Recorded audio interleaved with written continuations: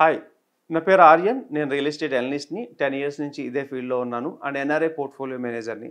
25 కంట్రీస్‌తో 200 క్రోర్స్ పైగా నేను assets maintain చేస్తూ ఉన్నాను.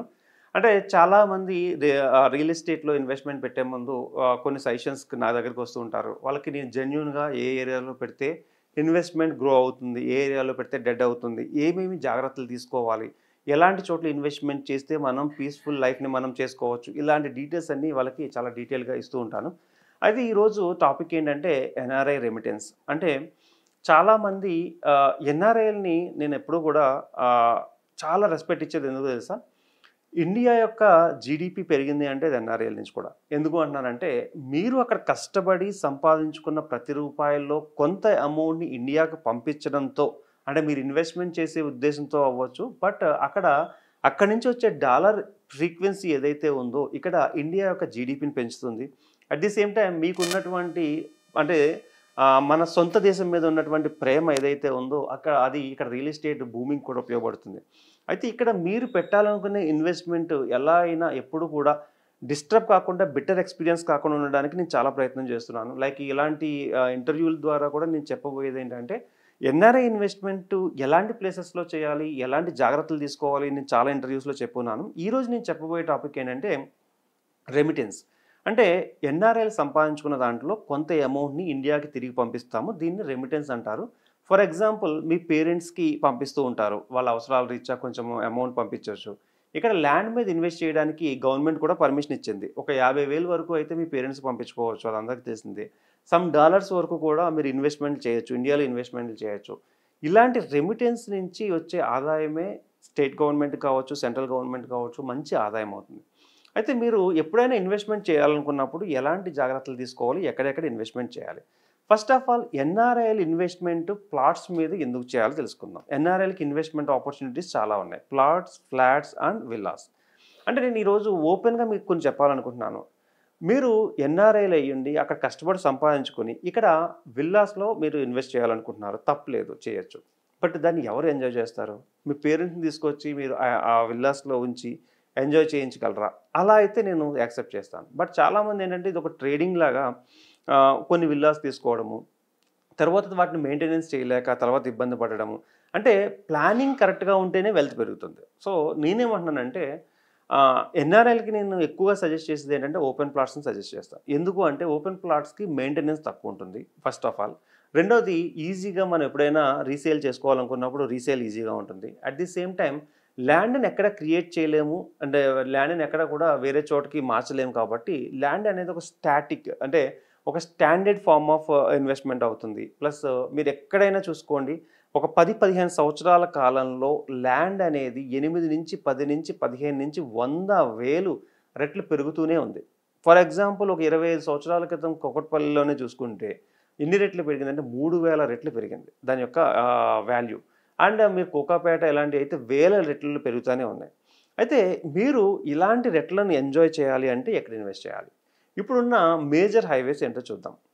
షాద్‌నగర్. షాద్‌నగర్ ఒకటి, ముంబై హైవే ఒకటి. షాద్‌నగర్‌లో ఉన్న అడ్వాంటేజెస్ ఏంటి? దీన్ని ఎన్‌హెచ్-44 అంటారు. ఈ ఏరియాస్‌లో ఎంత ప్రైస్ నుంచి ఇన్వెస్ట్‌మెంట్ పెట్టొచ్చు అనేది మీ డౌటు. మీరు వెయిట్ చేయగలిగిన పీరియడ్ 10 ఇయర్స్ కంటే మోర్ ఉంటే 8,000, 10,000, 12,000లో పెట్టుకోండి. అంటే ఒక 5, 6 ఇయర్స్‌లో మీకు ఏదైనా దాన్ని మళ్ళీ రీసేల్ చేద్దాము అనుకున్నప్పుడు ఒక 15,000-20,000 వరకు వెళ్ళండి. ఏ ఏరియాలో పెడితే ఇన్వెస్ట్‌మెంట్ బావుంటుంది. మనము షాద్‌నగర్ అంటే శంషాబాద్ తర్వాత ఒక 10 కిలోమీటర్ల వరకు మనకు 111 జీవో ఉంటుంది. అక్కడ ఇన్వెస్ట్‌మెంట్‌లు డెడ్ అవుతాయి. ఎవరైనా తక్కువ రేట్లకి ఇస్తారనుకున్నా అది 111 జీవోలో ఉంటే ఒక్కసారి ఆలోచించండి. సెకండ్ కొంచెం ముందుకెళ్తే తిమ్మాపూర్ గానీ, కొత్తూరు గానీ ఈ ఏరియాస్‌లో కూడా మంచి రేట్లు ఆల్రెడీ పెరిగున్నాయి. ఇంకొంచెం ముందుకు వెళ్తే సోలీపూర్ గానీ లేదంటే ఆ ఏరియాకి రైట్ సైడ్ తిరిగితే పరిగి రోడ్డు ఇవన్నీ కూడా ఇన్వెస్ట్‌మెంట్ పెట్టడానికి ఆపర్చునిటీస్. అండ్ మీకు ఒకవేళ నాగులపల్లి ఏరియాస్‌లో అంటే లైక్ ఏదైతే సింబయోసిస్ యూనివర్సిటీ ఉంది. At the same time Kanha Shantivanam ఉంది. ఈ ఏరియాస్‌లో చుట్టుపక్కల ఏదైనా మంచి ప్రాజెక్ట్స్ ఉన్నా కూడా మీరు హ్యాపీగా దాంట్లోకెళ్ళి ఇన్వెస్ట్ చేయొచ్చు. అండ్ ఎక్కడి వరకు వెళ్ళొచ్చు అంటే బాలానగర్ గానీ అండ్ బూర్గుల, బాలానగరు అండ్ ఇంకా ముందుకు వెళ్తే రాజాపూర్ వరకు మీరు హ్యాపీగా ఇన్వెస్ట్‌మెంట్ చేసుకోవచ్చు. ఇక్కడ నేను చెప్పేదేంటంటే కొంచెం లాంగ్ అయినా ఇన్వెస్ట్‌మెంట్ ప్రాపర్ కంపెనీ ఉందంటే లాంగ్ అయినా ఇన్వెస్ట్‌మెంట్ చేసుకోండి. ఎప్పుడైనా ఎన్ఆర్ఐలకి నేను ఇచ్చే ఫస్ట్ సజెషన్ ఏంటంటే all eggs in one hat. అంటే ప్రతి ఇన్వెస్ట్మెంట్ ఒకే చోట పెట్టేయద్దు. అంటే షాద్‌నగర్‌లో ఇన్వెస్ట్మెంట్ పెట్టారనుకోండి, just immediately shift your focus on Mumbai హైవేకి షిఫ్ట్ చేయండి. ముంబై హైవేలో ఒక ప్లాట్ ఉంది మీకు, షాద్‌నగర్‌లో ఒక ప్లాట్ ఉంది. దెన్ శ్రీశైలం హైవేలోకి షిఫ్ట్ చేసుకోండి. అట్లా మీరు ఎలాంటి ప్లేసెస్‌లో పెట్టాలి అనేది కూడా మీకు బాగా తెలిసుండాలి. అండ్ ఎన్ఆర్ఐ ఇన్వెస్ట్‌మెంట్ చేసేటప్పుడు చేయకూడని పనులేంటో చూద్దాం. ఫస్ట్ ఏంటంటే మీకు తెలిసిన వాళ్ళని నమ్మి వాళ్ళు ఎక్కడ పెట్టమంటే అక్కడ, అంటే మీరు ఇక్కడ నేను రీసెంట్‌గా ఒక చిన్న ఎగ్జాంపుల్ చెప్తాను. ఒక కేస్ స్టడీ చెప్తాను. ఒక ప్లేస్‌లో ఇన్వెస్ట్ చేసున్నారు. తర్వాత దాన్ని సేల్ చేయాలనుకుంటే ఇక్కడ ఉన్న వాళ్ళకి చెప్పారు. అయితే ఆ ఏరియాలో ఆల్రెడీ 60,000, 65,000 స్క్వేర్ యార్డ్ నడుస్తుంది. బట్ వీళ్ళ రిలేటివ్స్ ఏం చేశారంటే అతను కొన్నది 12,000లో కొన్నాడు. 60,000 పైగా ఇప్పుడు నడుస్తుంది. వాళ్ళ రిలేటివ్ ఏమన్నాడంటే అక్కడ ఏమీ డిమాండ్ లేదు. ఆ ఏరియాస్‌లో ఎవరు కొనటం లేదు. మహా అయితే 25,000 రూపాయల్లో మనము సేల్ చేయడమే కష్టము అని అతను చెప్పేసరికి ఎవరైతే ఎన్ఆర్ఐ ఉన్నాడో ఇక్కడ ఉన్న వాళ్ళని నమ్మి అయితే దాన్ని సేల్ చేసేద్దాం. ఎందుకు చాలా సంవత్సరాలయింది. మనం 12,000కి కొన్నాము. 10 సంవత్సరాల పైన వెయిట్ చేస్తాము. 20,000, 25,000 వస్తుందా? పర్లేదు చేసేయమన్నారు.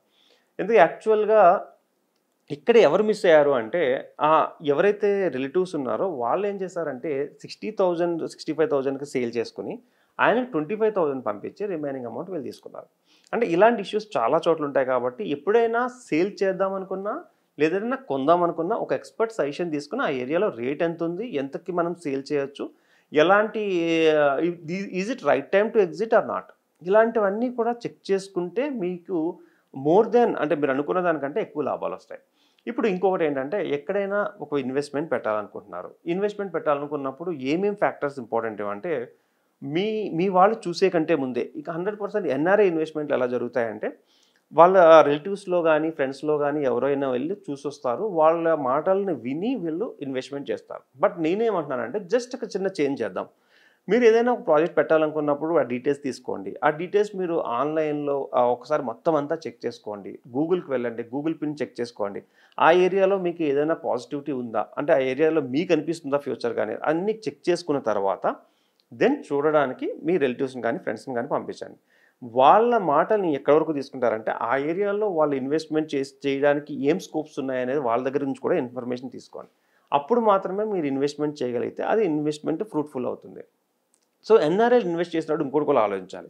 ఒకవేళ మనం రూ. 1,00,00,000 ఇన్వెస్ట్ చేసాము. 10,00,00,000 అయిపోయింది. దీన్ని ఎగ్జిట్ ఎలా చేయాలి?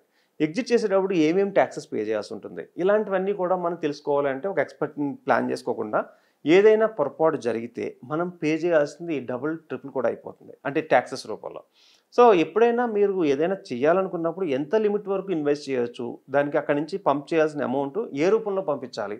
అంటే డాలర్ కన్వర్షన్‌లో పంపిస్తారా? డైరెక్ట్ పంపిస్తారా? ఈ డీటెయిల్స్ అన్నీ క్లియర్‌గా తెలుసుకోకుండా మీరు ఒక రూ. 1,00,00,000 లేకపోతే 50,00,000, 60,00,000 ఒకే ఏరియా నుంచి ఒకే అమౌంట్ నుంచి పంపించేసిన తర్వాత మీకు నోటీసులు కూడా రావచ్చు. ఈవెన్ చాలా చోట్ల జరిగేదేంటంటే ఇన్‌కమ్ టాక్స్ నోటీసులు కూడా వస్తూ ఉంటాయి. ఇవన్నీ తెలుసుకోవాలి అనుకున్నప్పుడు ఏదైనా ఇన్వెస్ట్‌మెంట్ చేయాలి అంటే 100% ఈ డీటెయిల్స్ అన్నీ తెలుసుకోకుండా ఇన్వెస్ట్‌మెంట్ చేస్తే ఏమవుతుందంటే రేపొద్దున బిట్టర్ ఎక్స్‌పీరియన్స్ అవుతుంది.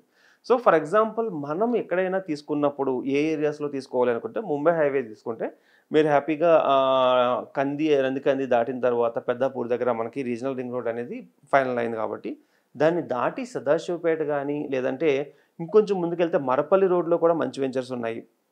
అంటే లోపలికెళ్ళినట్టే ఉంటుంది కానీ, ఆ ఏరియా కూడా రేపొద్దున ఇన్ ఫ్యూచర్‌లో ఒక హైవే రాబోతుందనేది ఒక టాకు.